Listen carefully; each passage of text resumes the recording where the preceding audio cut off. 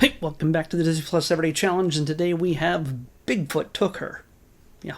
This is one of a number of different Bigfoot related series or specials that you're going to find on Disney Plus now. And I'm not sure, it's one night only. This is from the Discovery Channel. Yeah, this is from the Discovery Channel. This is not a National Geographic thing or anything else. Discovery Channel, yeah, it has a lot of interesting offshoots, just like History Channel and other things like that. You can't always be, redoing a Civil War documentary in 87 parts. Sometimes you just got to branch off and go, what if Bigfoot caused the Civil War? That is not the case in this. But apparently, Bigfoot seems to be the prime suspect in the Sierra National Forest for the kidnapping or worse of a girl. 16 from 1984, and more than 40 years later, it's being investigated by Jessica Chobot from The Nerdist. Yeah, and she used to be on IGN and other things like that. She's an entertainment personality. She's done plenty of interviews and done the talk. I think she's moderated a few Comic-Con panels, things like that. So yeah, she's affable. She's able to tell a story, communicate. She's not new to this whole world of the supernatural and everything else. I think she was on a show called Investigators of the Unexplained or something like that. I think that's even like her title when she's introduced on this special. It's 3 episodes. It's from 2025. It's one season, 3 episodes, and they're about 44 minutes long each, unless somehow the later ones are, come on, there we go. No, 40, 45, 42, 46. So it's a around that. It's an average. So yeah, we get to we follow her and a former police investigator, Robert Collier, and even his name sounds familiar. I'm not sure why. But the two of them team up to follow what essentially is a cold case for a mystery that took place in the 80s and about a girl who went up into the mountains with a much older man, and she never came back. His explanation, when interviewed and asked by the police as being the last person who saw her, Bigfoot took her. Okay. I don't think anybody really took him seriously, even though there's a large number of people who do truly believe in Bigfoot up in the Sierras, up in the mountains and the forests around there. A beautiful, gorgeous, just pristine area. The woods are deep enough that if you were a Bigfoot or a Sasquatch family, even not just one, but many, you could probably go far enough away from society that you'd go, yeah, this is where we're staying. And every once in a while, if some hiker comes along, gets in the way, and gets the idea that they're going to tell other people that we're here, we just kidnap them and or eat them. Now, this is a real case. I don't want to be flip about this loss of a life of a young woman. She had friends, she had family, although the family she did have, the blood family that she did have, are a bit of an interesting cast of characters. She had people who loved her, and I'm not minimizing that whatsoever. And most of the people that they interview, I only watched the first episode. Most of the people they interview are like, yeah, there ain't no Bigfoot responsible for this. Yet it doesn't seem like anybody, at least in 1984, could verify that this guy, what's his name? Dang it, I forget his name. They show his picture enough. There is a guy named Blind Johnny. Again, it sounds like a noir novel that's somehow set in the mountains and not 1930s New York. But Jessica and Robert work together with a straight face. They at first, again, the hook for this show is really the title, using Bigfoot, invoking Bigfoot. It's never gonna seriously be about Bigfoot. Whenever somebody talks about the time that they went up the mountain with that guy, like they talked to one of the girls, now all grown up. She didn't disappear. She made it back, but she had a terrifying experience, and she thought she saw creatures staring back at her in the darkness, and she felt a tremendous evil. And then when I don't want to give it all of this away, because again, each of these people, one, don't really want to revisit these things. I get the impression that they're hesitant to just dredge up all this again, because I don't think justice was served back then. And I also, you have to realize that there were people whose job it was to interview these people, ask these questions, go over all the details 40 years ago. And I don't necessarily think this is a job for the Nerdist girl and a retired cop. It makes for a great graphic novel to be made into a movie or a series on the Discovery Channel, now streaming on Disney Plus. But it's really Jessica and I keep forgetting his name, Robert. Jessica and Robert asking the same questions in the modern day, because it wasn't satisfied the first time people asked the questions. And honestly, with today's technology, a better understanding of DNA and everything else, I would hope comes into play later on, because at some point they find bones. Not up in the Sierra Mountains, I don't think, but rather in a place called Ghost Canyon, which is not on a map, but everybody knows where it is. I don't know. How do you tell? I guess there's landmarks. You can tell where Ghost Canyon is or isn't. At some point, they find bones. And I imagine with certain details, certain things, technology we have today would be able to learn things that they wouldn't have had access to back in the 80s. But we get here, as I finished this 44-minute episode, and then got a kind of a preview of the next two episodes. Again, only 3 episodes in this. The next 2 episodes show some twists and turns as to what's coming next. And in this drama, we realize it gets further and further away from Bigfoot. This is the whole reason there's a Bigfoot angle to this at all. It's not that anybody takes it seriously. I mean, there's 3 options. Bigfoot took her. This guy did something to her and she never returned.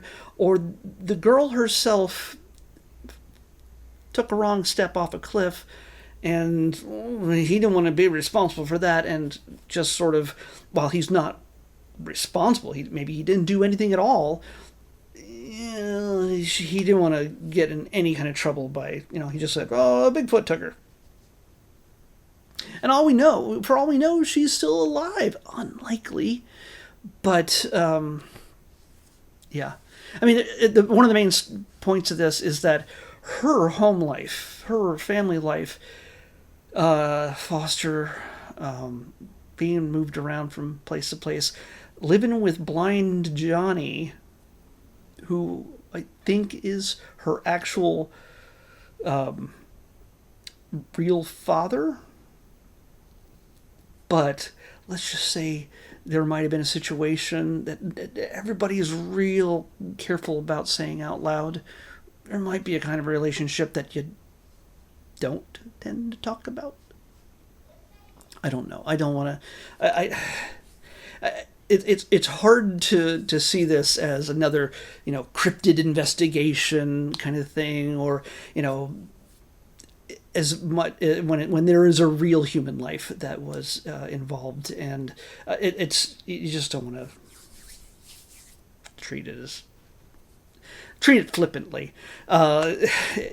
Yes, there is a mystery to be solved here. It's a cold case that you can drum up interest by mentioning Bigfoot and saying, oh, maybe he did it, with the realization that no, he honestly didn't, or they, or whatever.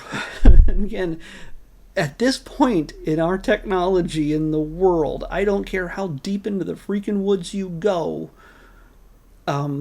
if there are one, or there are hundreds or thousands of Bigfoot people, Sasquatch families, which one person that they interviewed did say when he went out to the woods one time, he came face to face with a Sasquatch, and another person who claimed that he watched a Sasquatch family stealing his pigs, like a whole family. Like, he could tell by their size that it was a mommy and a daddy and the kid.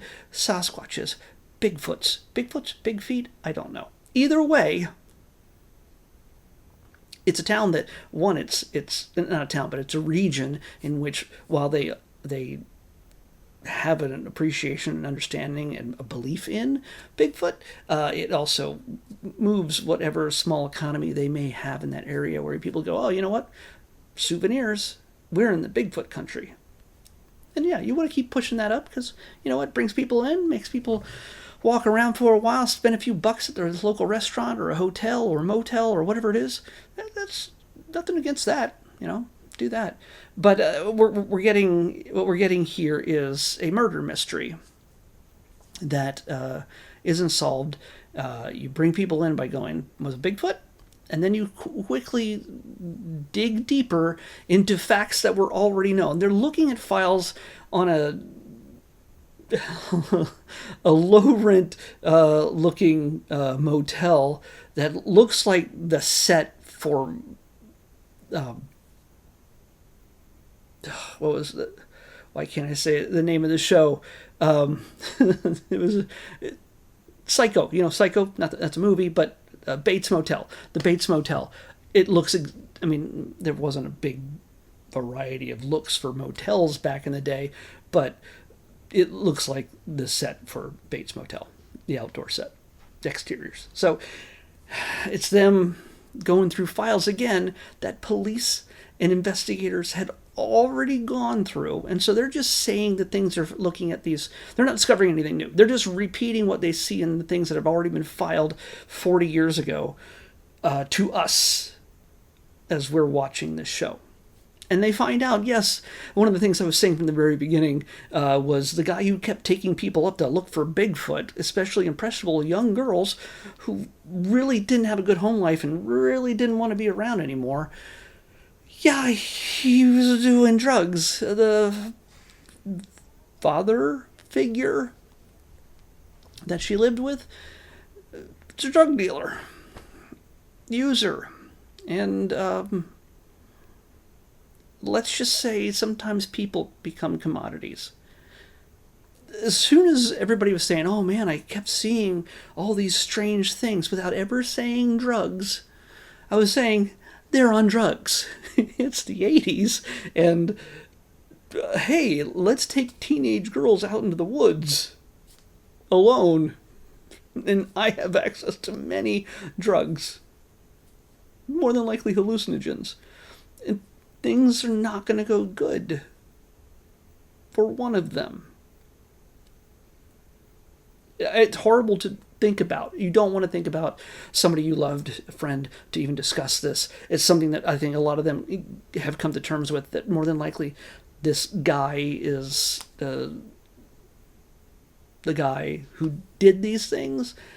But again, you can't just silly just come out and say, yeah, he did these things, because you can't really besmirch a guy's entire life, even though both of the men that are seen as involved in not being Bigfoot, who didn't take her, they're both gone. They both passed. You can't ask them, what was your involvement? You can only see interviews of people that maybe the local newspaper or the police had gotten from them during interviews. So yeah, it's I've gone way too long in discussing this. If this is your kind of thing, understand that while Bigfoot country is kind of the setting, I think there's more than one Bigfoot country, but this is California's Sierra Mountains forest. Yes,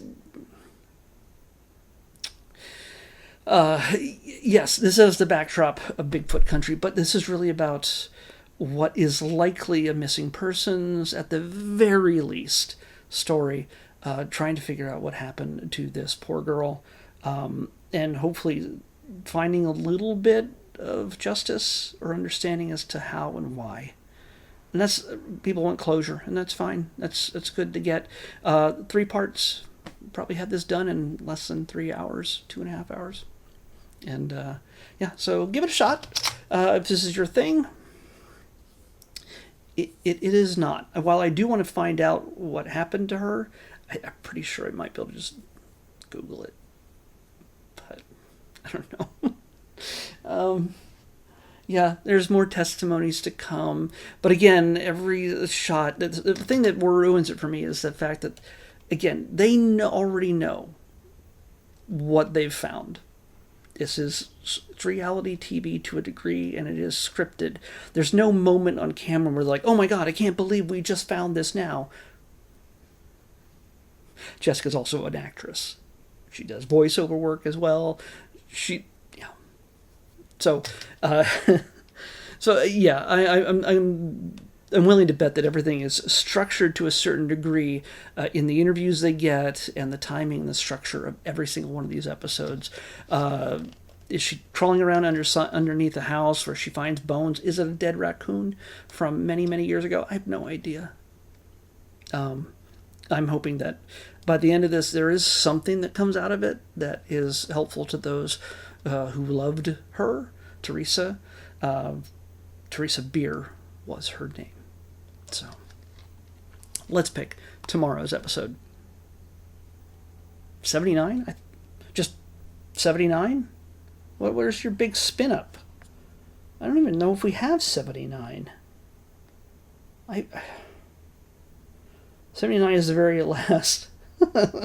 Yeah, okay. 79 is the highest number that we have remaining in this list. So, man, 74 is the next highest number in this list, and we'll get to that eventually, because honestly, we're going to have maybe less than a dozen, maybe 10 things remaining coming by the end of this quarter, which is October 31st. And we're going to then have a bunch of other stuff, which I am currently dealing with right now. Just, Disney needs to stop pulling in all these reality TV shows. Give us more Disney stuff, please. I guess tomorrow at D23 Expo, maybe we'll get some more information. Let's see. Anyway, number 79 is, you can't turn that into a house. I have a feeling there's going to be an old shoe involved. And Mother Hubbard is going to prove everybody wrong. You can't turn that into a house on the next Disney Plus Everyday Challenge. I'll see you back here tomorrow with that.